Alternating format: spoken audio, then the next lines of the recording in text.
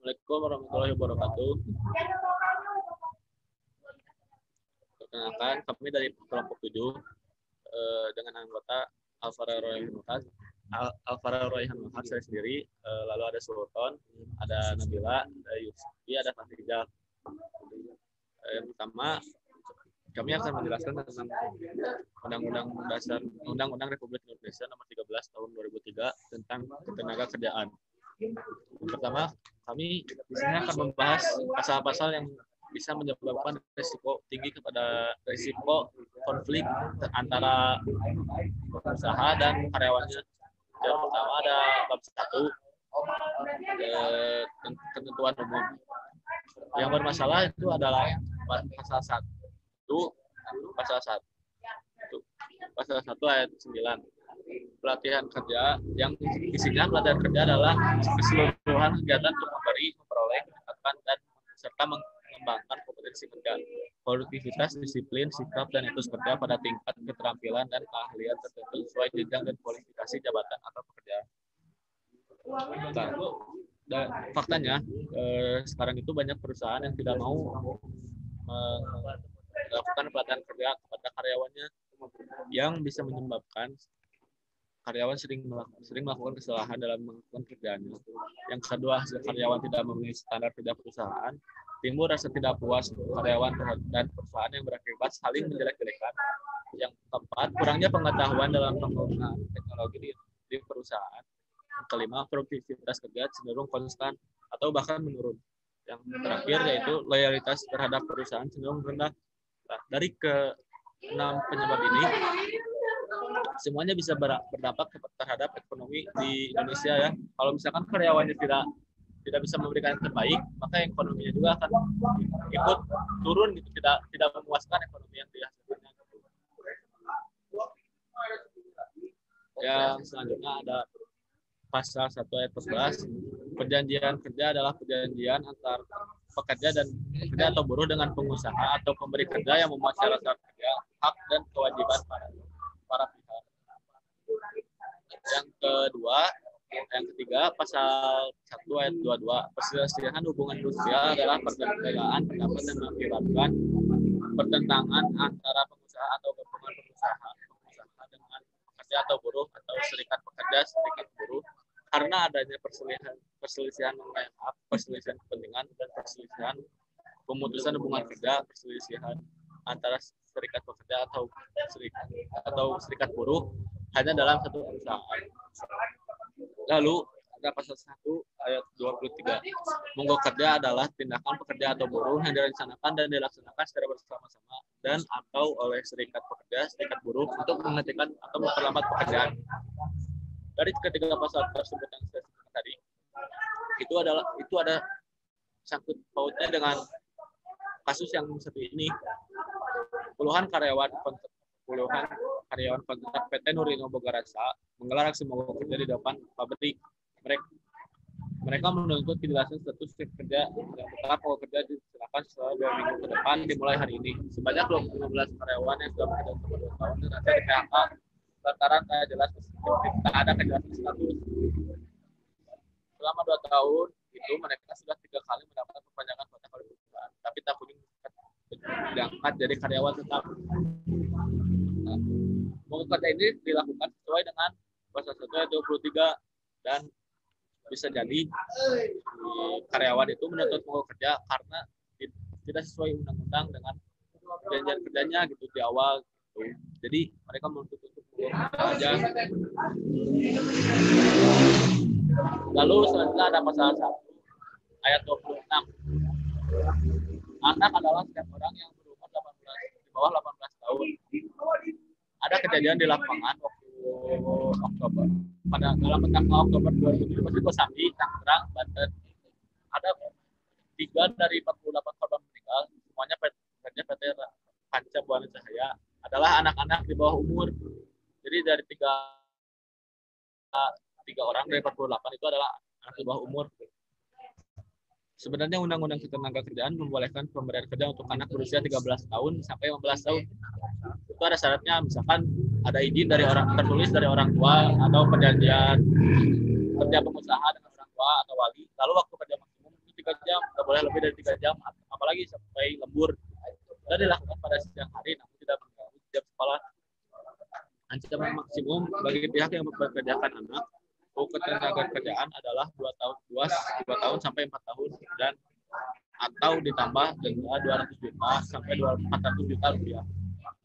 Maka terhadap kasus pabrik mercon 2017 itu, Komisioner KPAI Ibu Siti Hikmawati berkata, itu saja hal itu tersebut melanggar UU nomor 13 tahun 2003 mengenai ketenagakerjaan. Tidak sepantasnya di situ ada anak-anak di situ bekerja di lokasi yang sangat berisiko tinggi. Lalu ada bab 5 tentang pelatihan kerja. Di sini ada pasal 22 ayat 2, perjanjian pemagangan sebagaimana dimaksud dalam ayat 1. Kurang-kurangnya membuat ketentuan hak dan kewajiban peserta dan pengusaha serta jangka waktu pemagangan. Di fakta di lapangan, biasanya yang sedang melakukan magang itu tidak mendapatkan hak dan kewajiban seperti karyawan yang lainnya. Jadi karyawan magang cenderung seperti dianaktirikan. Selanjutnya dari bab 8 akan dijelaskan oleh rekan saya Sultan. Silakan kepada Sultan untuk di-unmute. Oke, untuk selanjutnya ada bab 8 tentang penggunaan tenaga kerja asing. Ada di pasal 43 ayat 1. Menggunakan tenaga kerja asing harus memiliki rencana penggunaan tenaga kerja yang disahkan oleh menteri atau pejabat yang ditunjuk. Tetapi kenyataannya di lapangan masih ada saja para tenaga kerja asing ilegal yang tidak disahkan oleh menteri dan tidak memiliki paspor. Salah satunya ada di website ini. Di website tersebut ada 16 warga negara asing yang tak memiliki kelengkapan dokumen seperti paspor. 16 WNA asing ini tentunya merupakan tenaga asing yang tidak disahkan oleh menteri. Maksudnya di sini, padahal di Indonesia juga membutuhkan tenaga kerja orang lokal, nggak usah memerlukan tenaga asing.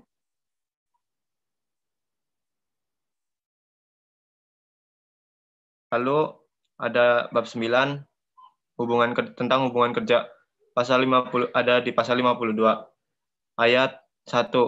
Isinya perjanjian kerja dibuat atas dasar A. Kesepakatan kedua belah pihak, B. Kemampuan atau kecakapan melakukan perbuatan hukum, C. Adanya pekerjaan yang diperjanjikan, dan pekerjaan yang diperjanjikan tidak bertentangan dengan ketertiban umum, kesusilaan, dan peraturan perundang-undangan yang berlaku. Dalam pasal 52 ayat 1 ini, di situ berbunyi kesepakatan kedua belah pihak. Menurut kami pada pasal tersebut sesuai dengan Pancasila, sila keempat, karena di dalamnya timbul kesepakatan yang dilakukan secara musyawarah antar pihak secara mufakat. Seperti contohnya yaitu dalam tanda tangan kontrak pekerjaan. Lanjut, pasal 61 ayat 1. Perjanjian kerja berakhir apabila A. Pekerja meninggal dunia, B. Berakhirnya jangka waktu perjanjian pengadilan dan atau putusan atau penetapan lembaga penyelesaian perselisihan hubungan industrial yang telah mempunyai kekuatan hukum tetap, atau adanya keadaan atau kejadian tertentu yang dicantumkan dalam perjanjian kerja, peraturan perusahaan, atau perjanjian kerja bersama yang dapat menyebabkan berakhirnya hubungan kerja. Ayat 2 berisi tentang perjanjian kerja tidak berakhir karena meninggalnya pengusaha atau beralihnya hak atas perusahaan yang disebabkan penjualan, pewarisan, atau hibah. Ayat 3, dalam hal terjadi pengalihan perusahaan, maka hak-hak pekerja atau buruh menjadi tanggung jawab pengusaha, kecuali ditentukan lain dalam perjanjian pengalihan yang tidak mengurangi hak-hak pekerja atau buruh. Ayat 4 berisi tentang dalam hal pengusaha, orang perseorangan meninggal dunia, ahli waris, pengusaha kerja setelah merundingkan dengan pekerja atau buruh. Ayat 5 berisi dalam hal pekerja atau buruh meninggal dunia, ahli waris pekerja atau buruh berhak mendapatkan hak-haknya sesuai dengan peraturan perundang-undangan yang berlaku atau hak-hak yang telah diatur dalam perjanjian kerja, peraturan perusahaan, atau perjanjian kerja bersama. Di dalam pasal 61 ini, isinya sesuai dengan Pancasila, yaitu sila kedua. Karena ketika seorang pekerja meninggal dunia, pastinya seorang pekerja tersebut harus mendapatkan uang seperti dana bantuan atau pesangon seperti itu. Walaupun orangnya sudah meninggal, tetapi harus yang menerima itu bagian dari keluarganya. Tidak boleh orang lain yang menerima. Next.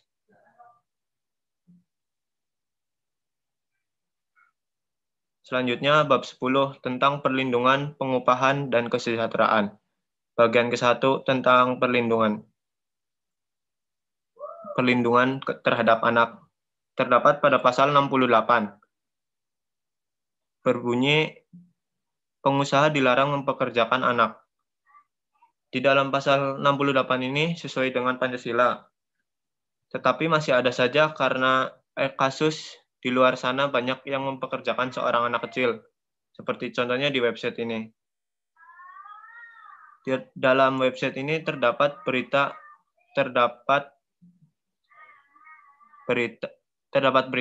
sebuah pabrik pembuat kembang api di Kosambi yang mempekerjakan anak di bawah umur.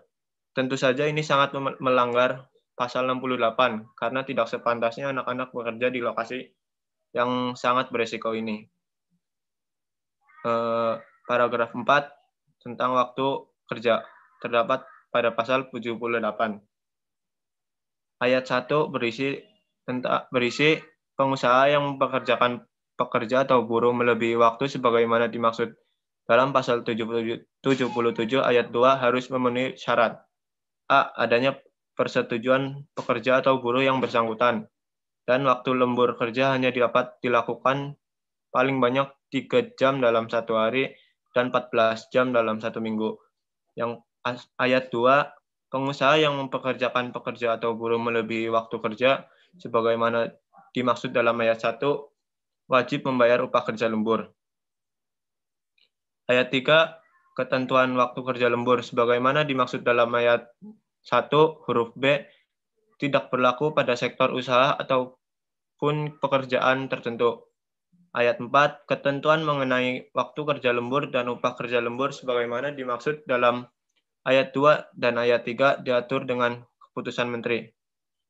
Nah, dalam pasal 78 ayat 1, ayat 2, ayat 3, dan ayat 4 ini sesuai dengan Pancasila, di mana jika ada suatu perusahaan yang melanggar akan dikenakan sanksi pidana kurungan 1 sampai 12 bulan dan atau denda 10 sampai dengan 100 juta rupiah.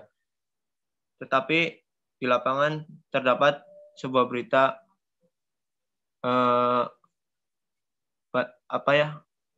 banyak perusahaan yang menjalankan undang-undang dengan tertib. Seperti contohnya di website berikut ini. Tetapi di salah satu website lainnya ada fakta yang menyatakan suatu perusahaan yang melanggar undang-undang bahwa ada perusahaan yang tidak memberikan upah kerja lembur kepada karyawannya. Seperti di PT Dridoksworth Graha. Di PT Dridoksworth Graha tidak mengenal upah lembur. Bahkan ada karyawannya yang tidak masuk kerja pada hari Sabtu dan Minggu dipotong upahnya.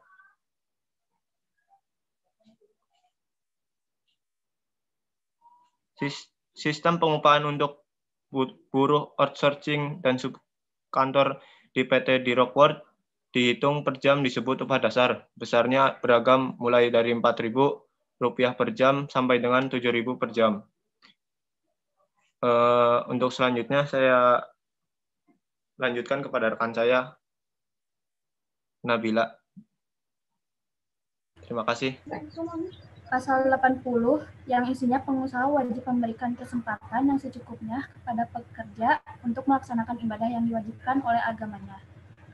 Dalam pasal 80 ini sesuai dengan nilai Pancasila, di mana makna sila pertama Pancasila adalah ketuhanan jadi hal yang paling penting di Indonesia. Jadi, pasal tersebut perusahaan wajib untuk memberikan waktu yang secukupnya pada karyawan untuk melaksanakan ibadah sesuai dengan kepercayaannya masing-masing. Tetapi dengan kenyataannya di lapangan masih banyak perusahaan yang melarang karyawannya untuk beribadah. Salah satunya ada di website yang kita temui.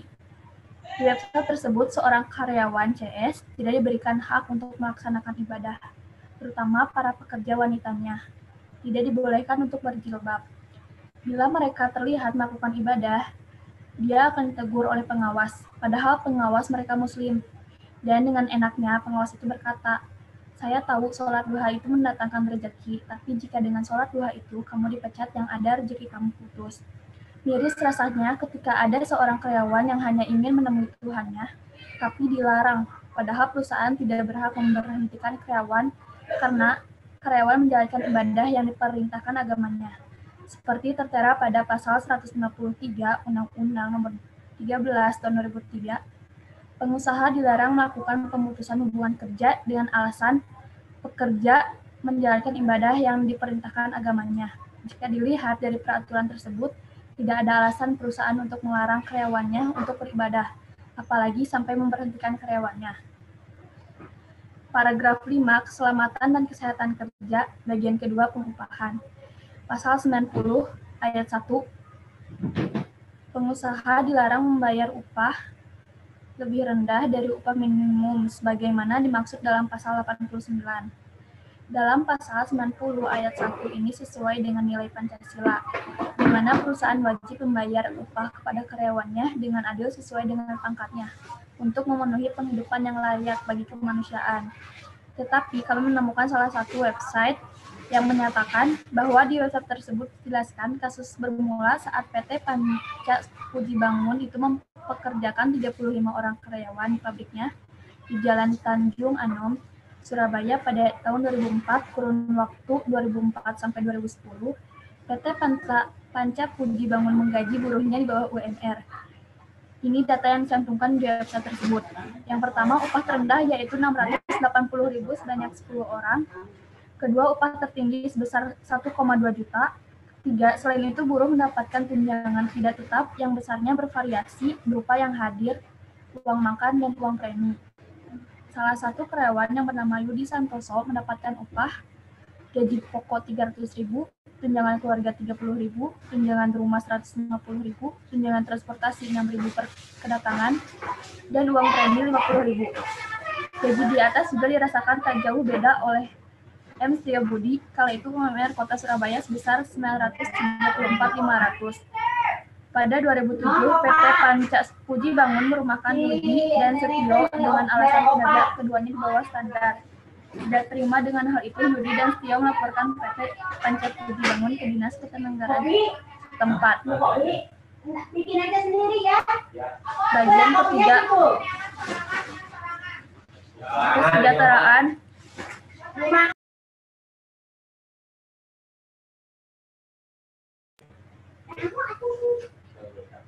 Bagian ketiga, kesejahteraan. Pasal 99, setiap pekerja, ayat 1, setiap pekerja dan keluarganya berhak untuk memperoleh jaminan sosial tenaga kerja. Ayat kedua, jaminan sosial tenaga kerja sebagaimana dimaksud dalam ayat 1 dilaksanakan sesuai dengan peraturan perundang-undangan yang berlaku. Dalam pasal 99, ayat 1 dan ayat 2 sesuai dengan nilai Pancasila, di mana perusahaan wajib mendaftarkan BPJS Kesehatan kepada karyawannya. Hal ini juga disebutkan dalam Undang-Undang Nomor 24 Tahun 2011 tentang Badan Penyelenggara Jaminan Sosial, dikarenakan BPJS Kesehatan merupakan salah satu bentuk jaminan sosial yang diatur oleh pemerintah. Undang-undang ini pun mengatur tentang sanksi perusahaan yang tidak mendaftarkan BPJS Kesehatan karyawan. Pasal 17 ayat 1 dan 2 menyatakan bahwa pemberi kerja yang tidak melaksanakan anjuran pemerintah tentang BPJS Kesehatan akan dikenai sanksi administrasi berupa pertama, teguran tertulis, 2, denda, dan tidak mendapat pelayanan publik tertentu. Tetapi di lapangan tahun 2018 pernah terjadi salah satu kasus pekerja media tidak mendapatkan jaminan sosial dikarenakan perusahaannya mengabaikan jaminan sosial. Website tersebut menyatakan ada sejumlah perusahaan media masih mengabaikan pemberian jaminan sosial bagi karyawannya. Pelanggaran tersebut tidak hanya dilakukan perusahaan media nasional. Perusahaan media asing yang berdomisili di Indonesia juga melakukan hal yang sama. Pasal 100 ayat 1 untuk meningkatkan kesejahteraan bagi pekerja dan keluarganya, pengusaha wajib menyediakan fasilitas kesejahteraan. Dalam pasal 100 ayat 1 sesuai dengan nilai Pancasila, di mana perusahaan wajib menyediakan fasilitas kesejahteraan untuk karyawan dan keluarganya agar dapat menumbuhkan semangat dan etika kerja. Terciptanya ketenangan kerja, ketahanan dalam diri, dan produktivitas kerja akan meningkat, sehingga dapat memantapkan komitmen bekerja karyawan yang tinggi kepada perusahaan. Kami mendapatkan data di website yang menyatakan bahwa ada 12 perusahaan yang memberikan tunjangan kepada karyawannya yang sangat memuaskan. Ini data beberapa perusahaan yang memberikan tunjangan sangat memuaskan. Yang pertama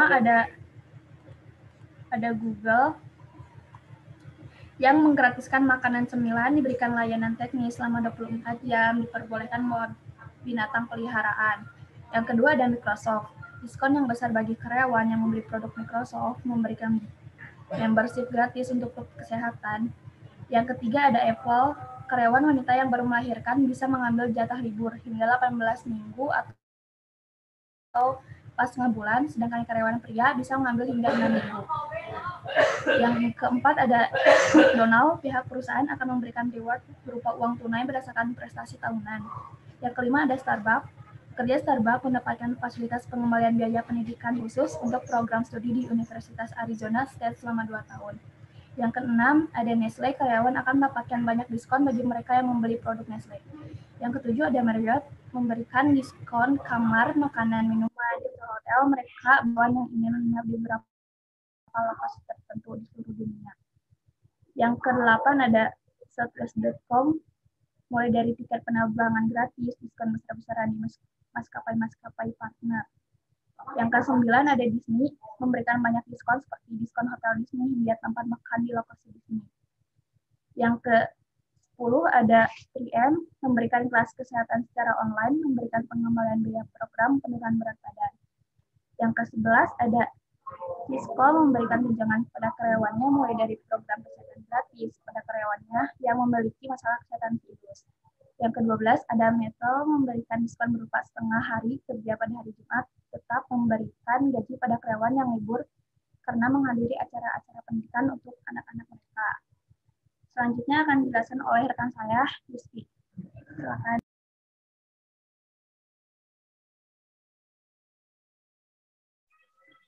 Baiklah, di sini saya akan melanjutkan penjelasan dari rekan saya. Selanjutnya itu bab ke-11 tentang hubungan industrial, yaitu bagian ke-8, lembaga penyelesaian perselisihan hubungan industrial. Paragraf 1 yaitu tentang perselisihan hubungan industrial. Di sini terdapat salah satu pasal, yaitu pasal 136, yang ayat 1 berbunyi penyelesaian perselisihan hubungan industrial wajib dilakukan oleh pengusaha dan pekerja buruh atau serikat pekerja atau serikat buruh secara musyawarah atau untuk mufakat. Yang ayat 2, dalam hal penyelesaian secara musyawarah untuk mufakat sebagaimana dimaksud dalam ayat 1 tidak tercapai, maka pengusaha dan pekerja atau buruh atau serikat pekerja atau serikat buruh menyelesaikan perselisihan hubungan industrial melalui prosedur penyelesaian perselisihan hubungan industrial yang diatur dengan undang-undang. Dalam pasal ini sudah sesuai dengan nilai Pancasila, di mana permasalahan harus diselesaikan dengan musyawarah untuk mufakat terlebih dahulu. Hal ini sesuai dengan sila yang keempat yang tentang hubungan musyawarah. Kemudian jika tidak mendapat titik temu, barulah prosedur undang-undang. Namun masih banyak pelanggaran yang terjadi terhadap pasal ini. Salah satu kasus yang terjadi diungkapkan melalui website yang telah tercantum, di mana penulis menceritakan kasus pada PT Arim Trade, yaitu dalam pembentukan serikat buruh SFSB Gatek. Ulangi dulu yang pasal ininya, nggak nampak. yang dari pasal ini sesuai? Baiklah. Pasal ini sudah sesuai dengan nilai Pancasila, di mana permasalahan harus diselesaikan dengan musyawarah untuk mufakat terlebih dahulu. Kemudian, jika tidak mendapat titik temu, barulah prosedur undang-undang. Namun, masih banyak pelanggaran yang terjadi terhadap pasal ini. Salah satu kasus yang terjadi diungkapkan melalui website yang tercantum, di mana penulis menceritakan kasus pada PT Arimtrit, bahwa dasar pembentukan Serikat Buruh FSB Gartex SBSI di PT Arimtrit bertujuan untuk menciptakan hubungan kerja yang harmonis antara buruh dan perusahaan. Namun dalam kenyataan yang ada, serikat buruh dipandang seperti duri atau benalu yang ada di dalam perusahaan. Perusahaan dengan terang-terangan menurunkan jabatan terhadap pengurus komisariat di tingkat perusahaan dan memutus hubungan kerja. Kerja dua anggota FSB Gartex SBSI PT Arimtrit dengan alasan habis kontrak. Pemutusan hubungan kerja sepihak yang dilakukan oleh manajemen PT Arimtrit tanpa adanya penetapan tertulis dari lembaga penyelesaian perselisihan hubungan industrial, dan hal yang sangat lumrah dan semakin menjamur bahkan sudah mendarah daging di mata pengusaha nakal seperti yang dilakukan manajemen PT Arimtrit dengan mengkebiri Undang-Undang 13 tahun 2003 tentang ketenaga kerjaan.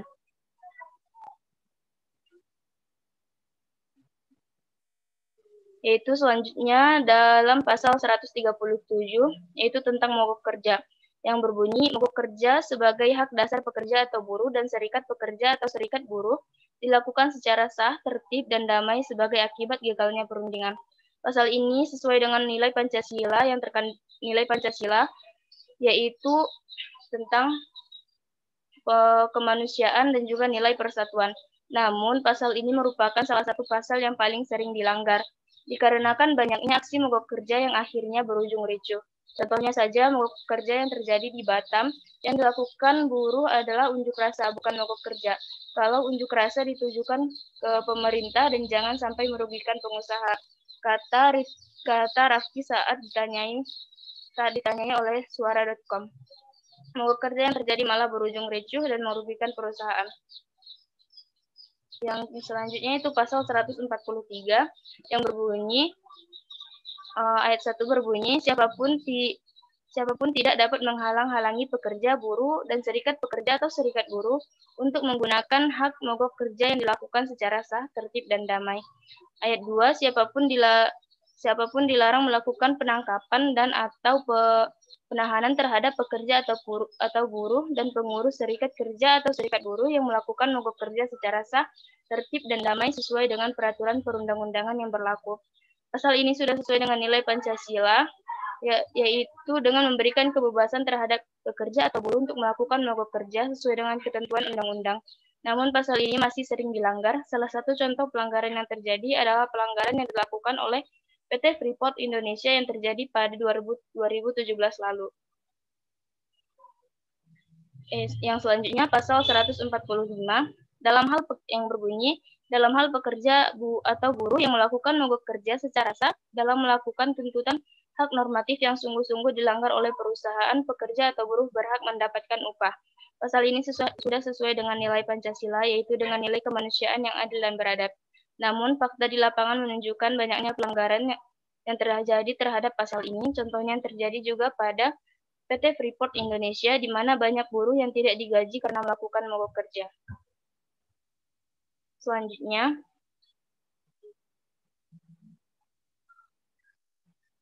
itu bab ke-12, yaitu tentang pemutusan hubungan kerja dalam pasal 153. Dalam pasal ini disebutkan beberapa hal yang menyebabkan pengusaha dilarang melakukan pemutusan hubungan kerja. Ke bawah.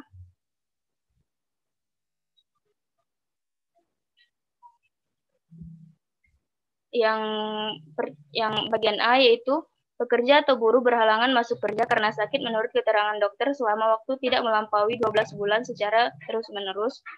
D. Pekerja atau buruh berhalangan menjalankan pekerjaannya karena memenuhi kewajiban terhadap negara sesuai dengan ketentuan perundang-undangan yang berlaku. C. pekerja atau buruh menikah, pekerja atau buruh perempuan hamil melahirkan gugur kandungannya atau menyusui bayinya. Pekerja atau buruh mempunyai pertalian darah dan atau ikatan perkawinan dengan pekerja atau buruh lainnya di dalam satu perusahaan, kecuali telah diatur dalam perjanjian kerja, peraturan perusahaan atau perjanjian kerjasama. G. Pekerja atau buruh mendirikan menjadi anggota dan atau pengurus serikat pekerja atau serikat buruh. Pekerja atau buruh melakukan kegiatan serikat pekerja atau serikat buruh di luar jam kerja atau di dalam jam kerja atas kesepakatan pengusaha atau berdasarkan ketentuan yang diatur dalam perjanjian kerja, peraturan perusahaan atau perjanjian kerja bersama. Pekerja atau buruh yang mengadukan pengusaha kepada yang berwajib mengenai perbuatan pengusaha yang melakukan tindak pidana kejahatan. Karena perdebatan paham, agama, aliran politik, suku, warna kulit, golongan, jenis kelamin, kondisi fisik, atau status perkawinan. J. Pekerja buruh dalam keadaan cacat tetap, sakit akibat kecelakaan kerja, atau sakit karena hubungan kerja yang menurut surat keterangan dokter yang jangka waktu penyembuhannya belum dapat dipastikan. Pasal 2 yaitu tentang pemutusan hubungan kerja yang dilakukan dengan atasan sebagaimana dimaksud dalam ayat 1, batal demi hukum, dan pengusaha wajib mempekerjakan kembali pekerja atau buruh yang bersangkutan. Pasal ini sangat sesuai dengan nilai-nilai Pancasila meliputi sila ketuhanan, kemanusiaan, dan keadilan, di mana para pekerja atau buruh berhak untuk melaksanakan kewajiban terhadap agama dan negaranya, serta diberikan kebebasan untuk berserikat. Menggratiskan selanjutnya akan dilanjutkan oleh teman saya yang lain, yaitu Pak Rizal. Kepada Pak Rizal dipersilakan. Pasal 161 ayat 1 dalam hal pekerja atau buruh melakukan pelanggaran ketentuan yang diatur dalam perjanjian kerja, peraturan perusahaan atau perjanjian kerja bersama, pengusaha dapat melakukan pemutusan hubungan kerja setelah kepada pekerja atau buruh yang bersangkutan diberikan surat peringatan pertama, kedua, dan ketiga secara berturut-turut. Pelanggaran juga terjadi pada pasal 159 karena laporan yang dilakukan pegawai kepada lembaga penyelesaian perselisihan hubungan industrial tidak menemukan titik temu. Pasal 159. Apabila pekerja atau buruh tidak menerima pemutusan hubungan kerja sebagaimana dimaksud dalam pasal 158 ayat 1, pekerja atau buruh yang bersangkutan dapat mengajukan gugatan ke lembaga penyelesaian perselisihan hubungan industrial. Kemudian pelanggaran dilakukan oleh pengawas Disnaker dengan mengacu pada bab 14 tentang pengawasan, seperti ada di website berikut. Contoh kasus pelanggaran Undang-Undang Ketenagakerjaan pasal 161 ayat 3 bahwa PT Tirta Sukses Perkasa Bogor memutuskan hubungan kerja secara sepihak. Pegawai yang di PHK tidak diberikan haknya seperti pesangon. Pasal 161 ayat 3, pekerja atau buruh yang mengalami pemutusan hubungan kerja dengan alasan sebagaimana dimaksud dalam ayat 1 memperoleh uang pesangon sebesar satu kali ketentuan pasal 156 ayat 2. Uang penghargaan masa kerja sebesar 1 kali ketentuan pasal 156 ayat 3 dan uang penggantian hak sesuai ketentuan pasal 156 ayat 4. Pelanggaran Undang-Undang Ketenagakerjaan karena melanggar pasal-pasal yang tertera akan dikenakan sanksi sesuai Undang-Undang Ketenagakerjaan pasal 185 seperti kasus di PT yang Cakung melarang pegawainya untuk beribadah. Menurut Lami pada Kompas.com tahun 2013, ia dipersulit untuk sholat dan ketika ia protes, perusahaan langsung memutus hubungan kerja. Bab 16 Ketentuan Pidana dan Sanksi Administratif. Bagian pertama, ketentuan pidana. Pasal 185. Barang siapa melanggar ketentuan pasal 185 ayat 1, barang siapa yang melanggar ketentuan sebagaimana dimaksud dalam pasal 42 ayat 1 dan ayat 2, pasal 68, pasal 69 ayat 2, pasal 80, pasal 82, pasal 90 ayat 1, pasal 143 dan pasal 160 ayat dan ayat 7 dikarenakan sanksi pidana penjara paling singkat 1 tahun dan paling lama 4 tahun dan atau denda paling sedikit 100 juta rupiah dan paling banyak 400 juta rupiah. Pasal 185 ayat 2, tindakan pidana sebagaimana dimaksud dalam ayat 1 merupakan tidak pidana kejahatan. Ya. Sudah. Ya, sekian saja yang bisa saya sampaikan. Kurang lebihnya mohon maaf. Segitu ya. Assalamualaikum warahmatullahi wabarakatuh.